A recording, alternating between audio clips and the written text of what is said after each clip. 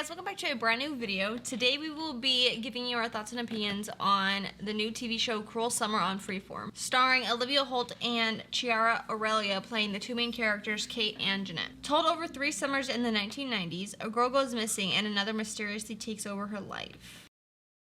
So this covers 1993, 4, and 5. And the cool thing about this show that I like about it is every episode is basically one day. Yeah.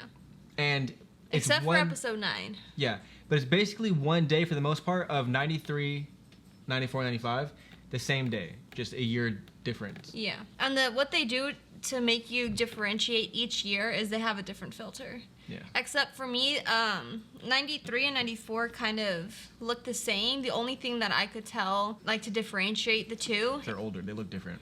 Yeah, Jeanette had curly hair in 93, and in 94 she had straight hair. She also had like braces, like she looked completely different. Yeah. Well, I mean, she looked different in 95. She looked different in all of them. Because then she had short hair and like... And that's the thing, in the 95, like the present day, it was, I feel like in some parts it almost seemed like it was only black and white. But it was like gloomy. Gloomy, bluish. So at first, what made me want to watch this is that I seen a scene on TikTok and I was like, that looks so good, like I need to watch this. And it was so good, but that one clip made it seem like it was gonna be great. Yeah, I think the show was pretty good. I didn't love it. I feel like sometimes it felt like a Lifetime movie told in the show form. Mm-hmm. But overall, I still think it's pretty good. I liked the uniqueness of how they told the story, but like I said, it feels a little Lifetime-ish. I don't know why. Yeah, I can see that. The one thing I didn't like is how often they switched to a different year. Like you would get 94 for 10 seconds and then it would go to 95, back to 93. Yeah, I didn't like that in the beginning because it was a little confusing at first. Yeah. But then once you get a hang of like what they're doing and like kind of their pacing and stuff, then it starts to make more sense. It's not that bad, but in the beginning it was definitely an issue. I do like that this show definitely keeps you wanting to watch more. By the way they introduce things, like sort of ends every episode with like, okay, now I need to see what happens. Mm-hmm. Now I need to see what happens because you're just dropping a bomb a little bit, or like something that's like you know you want to know. So that is what keeps this show like you can kind of binge it because that's just the type of show it is. Especially with all the mysteries and the unknowns. Yeah. You know this, but turns out you don't know it. Yeah, that's the thing with this show too. It's like it made a lot of people seem very weird. Like Jeanette seemed super weird from the very beginning, like her wanting to be Kate or like popular or just everyone liked her and wanted a boyfriend and all the stuff. So it's like you could already see like she was already being weird with that. And then I mean her friends weren't really that weird. They seemed kind of just regular kids, I guess. We're like little outcasters. Yeah, but like they didn't seem weird though. And then Kate, she just seemed she was super nice, like super innocent, super likable, nice, likable. Everybody you can see, probably everybody likes her. Yeah. And if you don't like her, it's probably just because you're jealous, but like it's not because she's mean or anything. Yeah. And I think that's why Jeanette liked her. Yeah. So that's where you think like, okay, Jeanette's kind of weird, but not weird enough to like make this girl go missing. Yeah. Like for me, you didn't feel this way, but I thought she had a crush on her, but she didn't. Yeah, no, she just wanted to be her. Mm-hmm. So anyways, then all of a sudden Kate goes missing. And the one thing about the show, like we said, it tells you stuff from like one day pretty much from each year in each episode. Mm-hmm. And it kind of shows the whole timeline of how things happen. Like it was just conflicting stories between the two. I saw you. No, I didn't. Yeah, we made eye contact. No, we didn't. I didn't see you.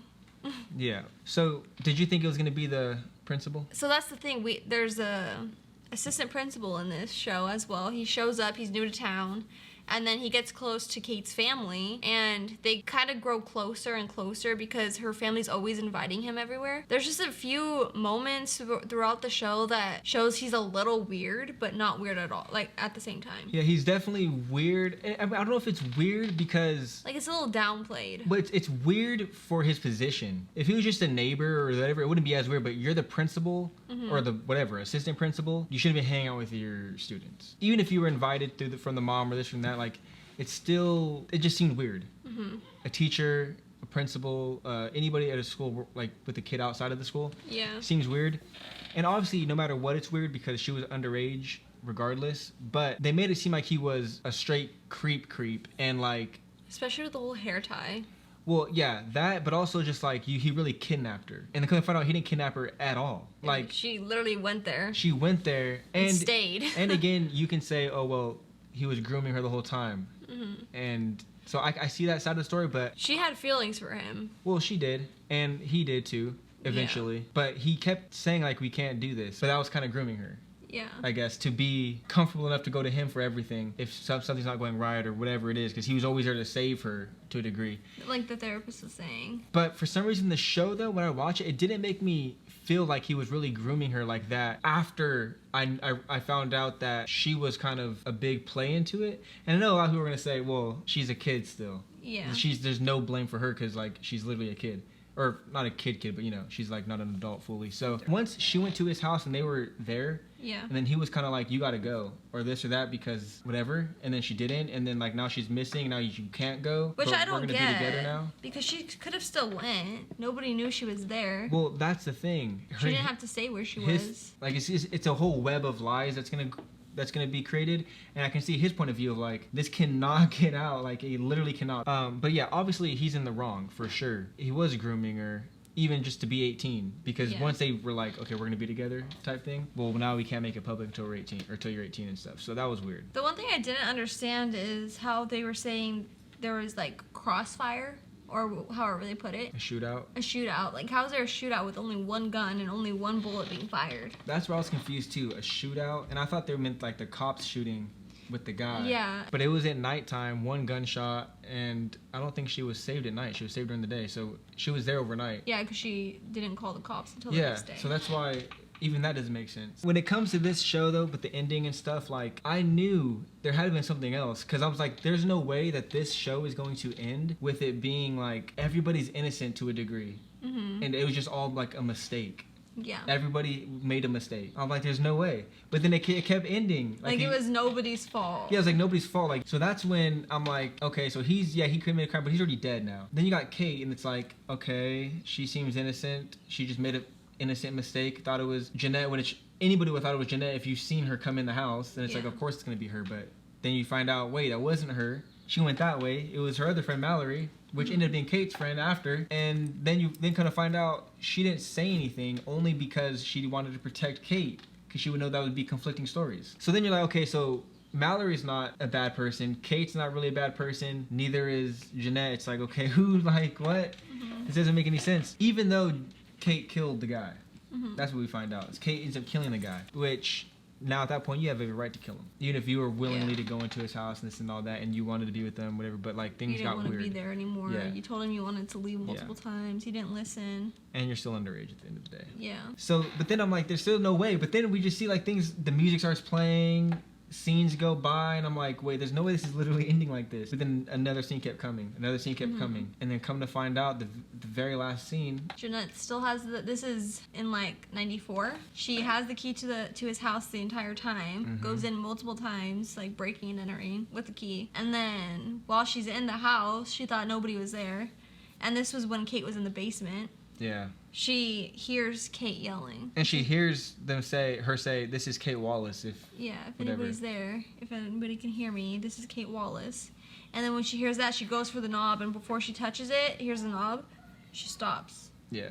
And then the camera just looks at her, and she just has a smile, and it ends. Yeah. And she just seems like... Now she's very twisted. Evil. Yeah, twisted, evil, losing, like... Because she has that smile that she did throughout the whole season, like when she stopped her mom outside of the office when she found out she was... Or outside of school when she found out she was missing. Yeah, she has, like... She's definitely a little crazy, obviously. I mean, overall, though, like, it was a good show. I think it just wasn't, like, an incredible show, like, you have to watch it, but I think I still would recommend it. And apparently there's going to be a season 2. With, like, the same people? I don't know, but confirmed season 2. I will say, though, I've never seen any of these people before, but I think they were all pretty good actors. Yeah, I've heard of Olivia Holt before, but I don't know if I ever watched, like, the show she was in. I feel like the show was just super interesting with how they made the show, showing 93, 94, 95 every time, showing the differences of how these characters were. Like, in 93, everybody was living their best life to a degree. Yeah. Like, yeah, Jeanette wanted to kind of be popular and this stuff, but, like, she was still happy with her friends. Yeah. 94... things got weird, and then 95 it was just everybody was just down bad. Nobody kept the same friends. Everybody was just different, depressed. Yeah, it was bad. That's gonna be the review for Cruel Summer on Freeform, but before we go, we gotta give you our rating. So I'd give this show an 80. I think that I was expecting more than what it was just off of that one scene, which is really my own fault. But I think they could have slowed it down from skipping between years as fast as they did. Like, you needed the story when they swapped through. But I think that they could have done it a little differently. For me, I think I probably gave it an 80 as well. I think an 80 is a good score. I see Rotten Tomatoes gave it a 90. I just don't see it on that level. It's like elite level. Like Mayor of Easttown is that level to me. This one, like, it was good, but for me, when I think of Lifetime, even if it's good, it can't be high. This gives me the Lifetime vibes. Lifetime movies are like so cheesy. Yeah, even though I did like the show, but 80 is a good score.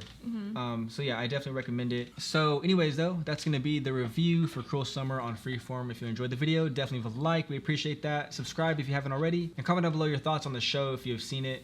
Hopefully you have, because we've dropped all the spoilers. Like, well, not all the spoilers, but like the biggest spoilers, we have dropped them. So hopefully you've watched it. Comment down below what you think about the show. But either way though, my name's Matt. My name is Nicole. And we'll catch you next time.